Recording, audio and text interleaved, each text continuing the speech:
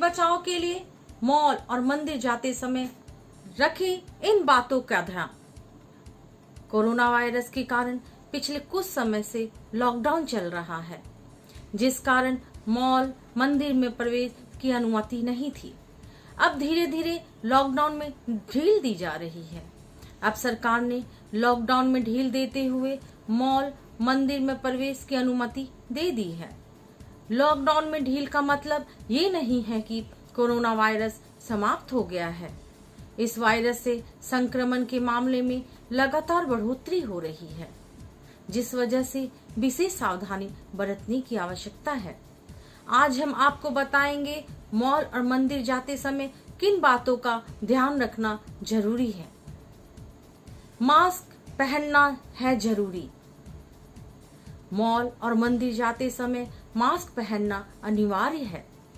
भारत सरकार की गाइडलाइन के अनुसार सार्वजनिक स्थानों पर मास्क पहनना जरूरी है।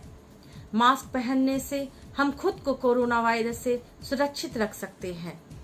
एक रिपोर्ट के अनुसार मास्क पहनने से कोरोना वायरस से संक्रमण का खतरा कम हो जाता है।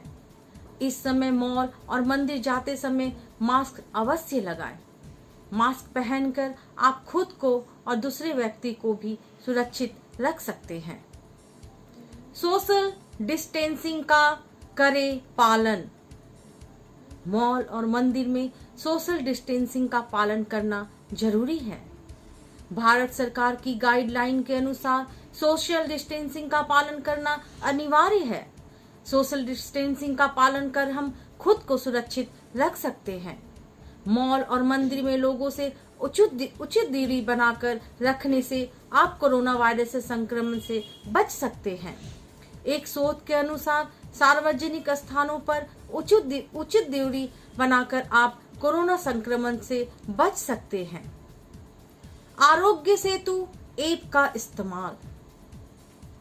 मॉल और मंदिर जाते समय फोन में आरोग्य सेतु ऐप का अवश्य इस्तेमाल करें। ये ऐप आपको कोरोना से जुड़ी आवश्यक जानकारियां से अपडेट रखने का काम करता है।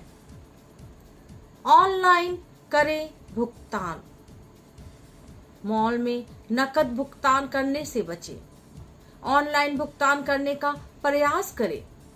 आजकल कई तरह की ऐप है जिनके माध्यम से आप आसानी से भुगतान कर सकते हैं।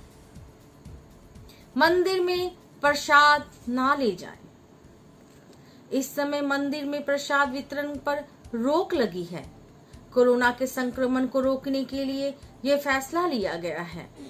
मंदिर परिसर में किसी भी चीज को छूने से बचे। एक दूसरे से कम 6 फीट की दूरी बनाकर रखें।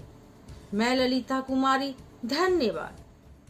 नमस्कार, मैं डॉक्टर अरुण कुमार। दुनिया भर में कोरोना वायरस महामारी का कहर जारी है। साथ ही झूठी और गुमराह करने वाली स्वास्थ्य सलाह भी व्यापक रूप से ऑनलाइन फैल रही है।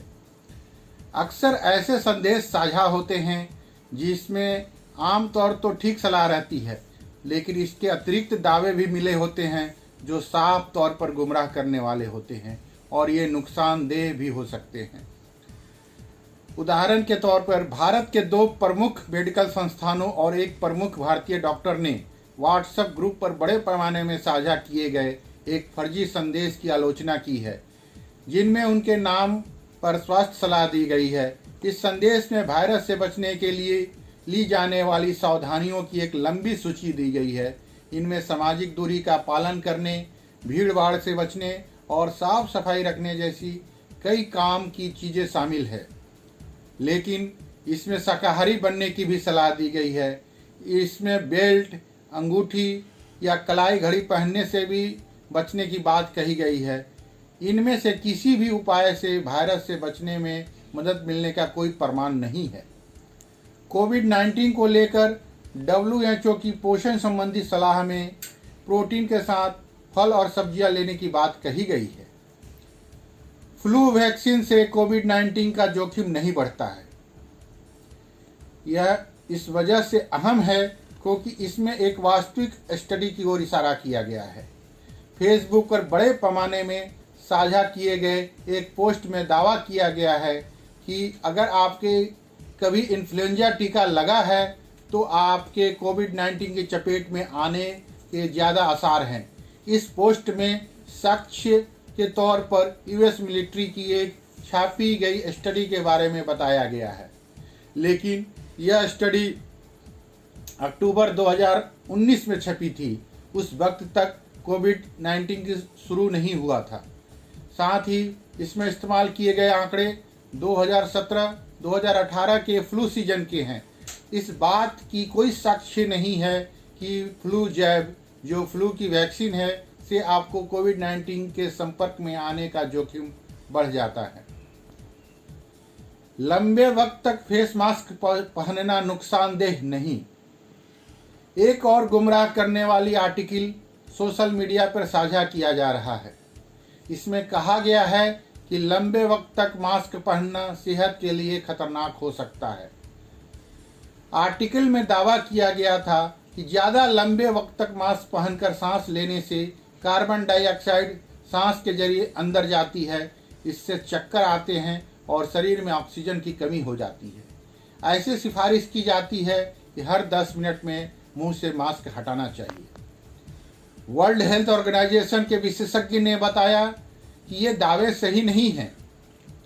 वास्तव में इस पर चलना खतरनाक हो सकता है। उन्होंने कहा कि नॉन मेडिकल और मेडिकल मास्क बुने हुए धागों से बने होते हैं। इनमें सांस लेने की उच्च क्षमता होती है। इस मास्क से आप सामान्य तरीके से सांस ले सकते हैं और ये कणों को इससे गुजरकर अंदर जाने से रोकते हैं। उन्होंने यह भी कहा कि मास्क हटाकर सांस लेने से नुकसानदेह असर से बचने की सलाह मानने से वास्तव में संक्रमण का जोखिम ज़्यादा हो सकता है।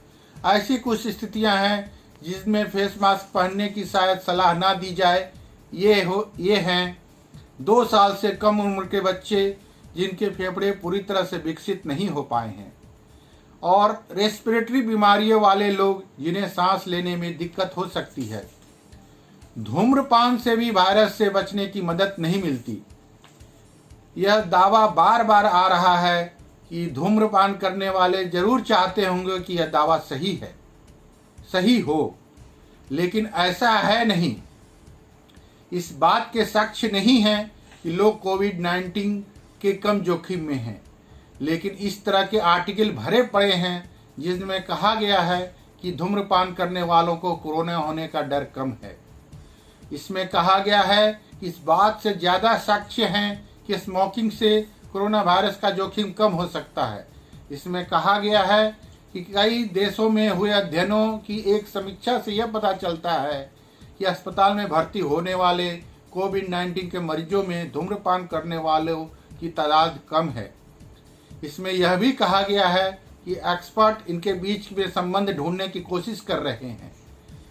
एक अध्ययन से यह पता चला है कि निकोटीन कोविड-19 के संक्रमण को फैलने से रोकने की वजह हो सकती है।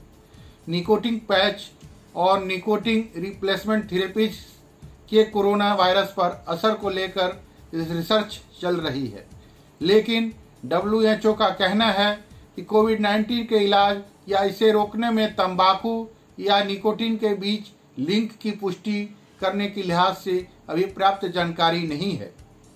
इसमें कहा गया है कि स्मोकिंग के साथ जुड़ी हुई स्वास्थ्य संबंधी समस्याओं को देखते हुए धूम्रपान करने वाले लोग कोरोना वायरस से गंभीर रूप से बीमार होने के ज़्यादा जोखिम में हैं। साथ ही इस बात की स्पष्ट मेडिकल सलाह है कि जो लोग स्मोकिंग करते हैं उन्हें मौजूदा महामारी के चलते इसे छोड़ देना चाहिए, क्योंकि इससे उनके फेफड़ों की गंभीर बीमारी हो सकती है। धन्यवाद। आपका अपना डॉक्टर अरुण कुमार।